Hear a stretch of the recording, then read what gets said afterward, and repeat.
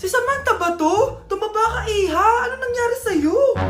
Eh, ikaw nga lalo kang pumangit. Di naman ako nagreklamo, di ba? Palagi kasi masarap yung ulam namin, tita. Ganun ba? O siya, kumain na tayo dito, Iha. A few moments later. Babe, ano ba? Kumakain ako. Ikaw naman next. Iha, wala ka pa rin jowa hanggang ngayon? Wala ba nagkakagusto sa'yo? Ay, required na pala magka-jowa. Eh, ikaw nga iniwan ng asawa, di ba? Study first mo kasi ako. Sus, narinig ko na yan, Iha. Anay, ano pong luto to? Tinola yan, anak. Di ba ang sarap? Ako pa ba? Ay, tinola pala to, tita. Akala ko kasi sinigang, ang asim eh.